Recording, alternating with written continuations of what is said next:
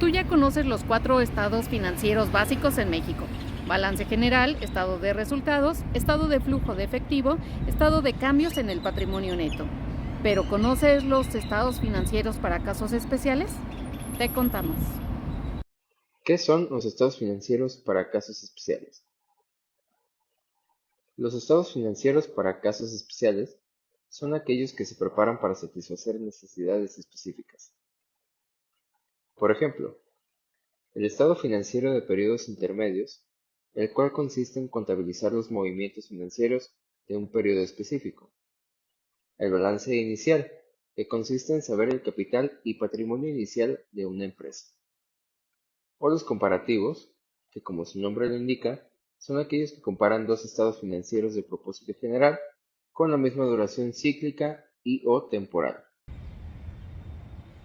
Dentro de los estados financieros especiales están balance inicial, estados financieros de periodos intermedios, estados de costos, estados de inventarios, estados extraordinarios, estados de liquidación, estados comparativos, estados financieros certificados, estados financieros dictaminados, estados financieros consolidados. Y de estos últimos vamos a hablar más.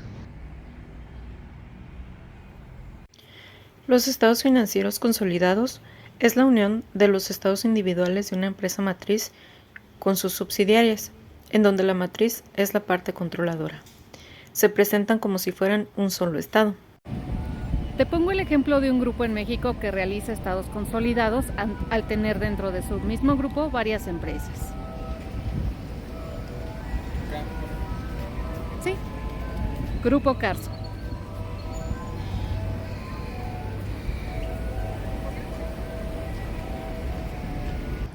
Para hacer la unión de los estados, se debe hacer una integración de cuentas. Las cuentas recíprocas deben ser eliminadas, así como las transacciones comunes entre la matriz y las subsidiarias, para evitar la doble inclusión de valores. Existen 2 métodos para consolidar estados financieros. Se eligen dependiendo de si el control de las subordinadas lo ejercen una o varias sociedades. Son el método de integración proporcional y el método de integración global. El método de integración proporcional se recomienda para las sociedades que no son dependientes en forma directa de una sociedad en particular, es decir, que sobre ellas ejercen control 2 o más personas, ya sean naturales o jurídicas. Según este método, cada matriz incorpora en sus estados financieros la proporción de los activos, pasivos, patrimonio, resultados de las sociedades que controla, efectuando las reclasificaciones y eliminaciones que son pertinentes, cuando 2 sociedades controlan una tercera en forma conjunta.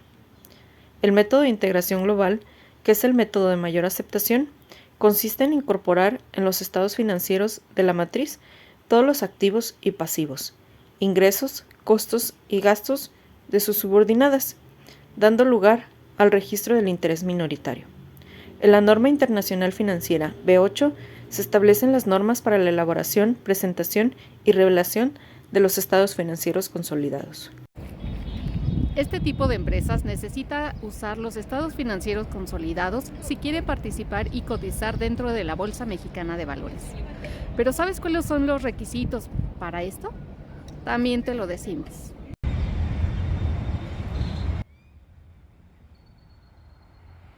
¿Cómo cotizar en la Bolsa Mexicana de Valores? Primero, necesitarás contactar a la bolsa, acercarte a un intermediario colocador, contar con la documentación definitiva que solicita la Comisión Nacional Bancaria y de Valores. Deberás presentar el prospecto de colocación.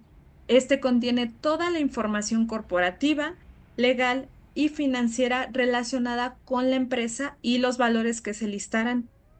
Deberás cumplir con los requisitos básicos en función del instrumento a listar y enviar la solicitud a la Bolsa Mexicana de Valores a través de Misnet.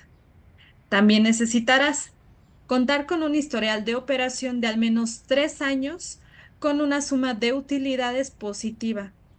Dicho historial debe ser revisado por un auditor. Contar con un estado de situación financiera que refleje un saldo mayor a los 20 millones de unidades de inversión. Estas son una unidad de valor financiera utilizada en México para contrarrestar los efectos de la inflación y cuyo valor al día de hoy es de 8 pesos con 12 centavos. La cantidad mínima de títulos a emitir será de 10 millones, con un precio mínimo de una unidad de inversión cada uno. Deberás colocar mínimo el 15% de capital pagado y colocar máximo el 50% del monto de inicio en inversionistas. También deberás tener al menos 6 millones de títulos a ofertar a un mínimo de 200 accionistas.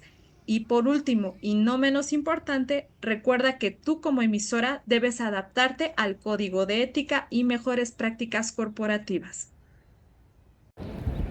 Como conclusión, podemos decir que hay estados financieros especiales para casos como fusión, venta, liquidación o para participar dentro de la bolsa de valores.